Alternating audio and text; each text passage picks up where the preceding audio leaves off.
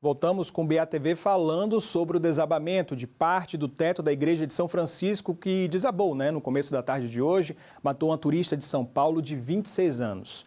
Júlia Rigueto era da Ribeirão Preto, em São Paulo, e é para lá que a gente vai para conversar com o repórter da EPTV, Murilo Badessa. Boa noite, Murilo. A Júlia morava aí na região, né? Oi, Lisboa. Boa noite para você, para todo mundo que nos acompanha. Ao longo da tarde, nossas equipes apuraram que durante toda a vida a Júlia estudou aqui na cidade de Ribeirão Preto, morou por aqui, fez todo o ensino médio na cidade e, para cursar a faculdade, nos últimos anos ela vivia em São Paulo, capital. Ela se formou em comunicação social, tinha 26 anos de idade e nos últimos dias passava férias aí na Bahia, na cidade de Salvador.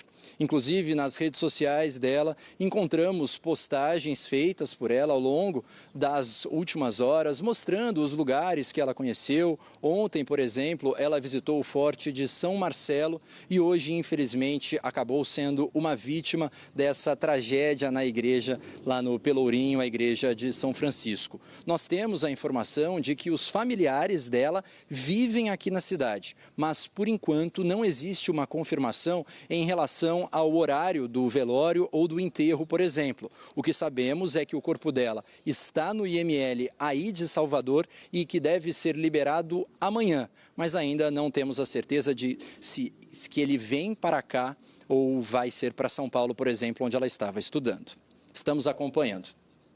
Murilo Badessa, ao vivo de Ribeirão Preto, interior de São Paulo. Agora a gente vai para o bairro do Pelourinho, em Salvador. A repórter Gena Matiasi tem as informações atualizadas sobre o desabamento de parte do teto da igreja. Uma turista morreu, como a gente falou agora há pouco. Oi, Giana, boa noite para você novamente. O que é que você traz de atualizações? Oi, Lisboa, mais uma vez, boa noite para você. A gente segue aqui no Cruzeiro de São Francisco, bem em frente à igreja. E quem está aqui ao meu lado é o Expedito Sacramento, ele que é engenheiro da Codesal. Expedito, a gente se pergunta agora quais são os próximos passos, o que acontece amanhã aqui na igreja. Uma boa noite para o senhor. Boa noite. Primeiramente, a Codesal, juntamente com a SEDU, vendo alguns riscos ainda dentro da igreja, resolvemos interditar a área para acesso do público e acesso até dos trabalhadores da própria igreja. E aí amanhã, então, seguem as investigações. Então, policiais devem entrar novamente para fazer perícia, para dar continuidade a isso? Certo. Amanhã deve continuar a perícia por parte da Polícia Federal, que esteve aqui, mas devido ao ambiente estar escuro, deixaram para vir amanhã. Então, amanhã eles vão fazer a perícia e vão tentar descobrir qual foi a verdadeira causa desse desabamento do forro. O senhor até falou da importância de usar os equipamentos, os EPIs, essas equipes, porque podem cair ainda pedaços do forro que não caíram, né? Eles estão cientes disso e amanhã eles devem vir já com todos os equipamentos de segurança. O senhor estava me falando de quão impressionante foi a imagem dentro da igreja, né? Porque é muitas obras de arte que acabam se perdendo com essa tragédia toda, para além da vida de Júlia, que é o bem mais precioso. Certo. Independente da vida da jovem, é uma igreja, um patrimônio tombado, certo? Com muitas obras de arte que foram devidamente danificadas. Pelo que o senhor viu, o altar-mor, por exemplo, não foi atingido. Aparentemente foi preservado. Agora o centro mesmo, ou seja, a nave da igreja, com desabamento, foi atingido. Os bancos também, que são históricos, muitos bancos quebraram. Foram todos danificados, Foram muitas peças pesadas que caíram e vieram a comprometer todo o banco e alguns elementos laterais. Expedito, muito obrigada por conversar com a gente. Conversamos com o Expedito Sacramento, que é engenheiro da Codesal, é o que a gente disse, né? Claro que a vida é o bem mais precioso, mas também a gente fala desse patrimônio. E nós conversamos também com o superintendente do IPHAN, ele deu uma entrevista sobre a situação da igreja e a gente vai acompanhar agora.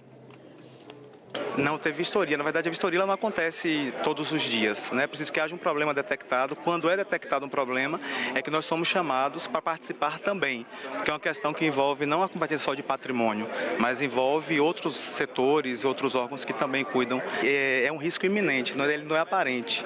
Então, como qualquer tipo de acidente, você não prevê de alguma forma que ele vai acontecer assim dessa forma. Então, eles não tinham ciência, pelo visto, de que havia um problema relacionado ao forro especificamente, né?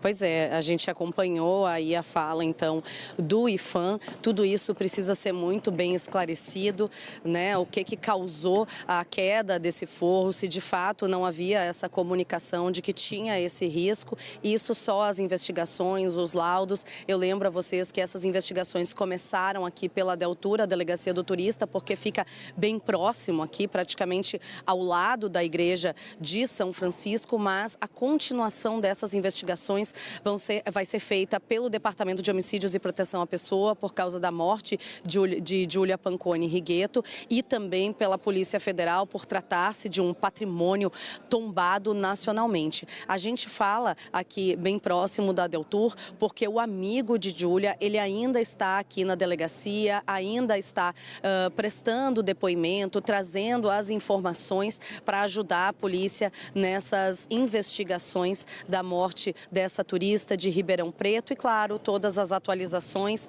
amanhã no Jornal da Manhã. Lisboa, eu volto contigo. Exatamente, Giana. A Igreja de São Francisco, onde os freis, né, a gente tem várias imagens deles fazendo ações, né, para arrecadar fundos, dinheiro para a reforma da Igreja de São Francisco, né, vendendo comida. No ano passado, 2024, foi a feijoada aí que os freis fizeram para poder arrecadar e fazer a reforma de parte da igreja.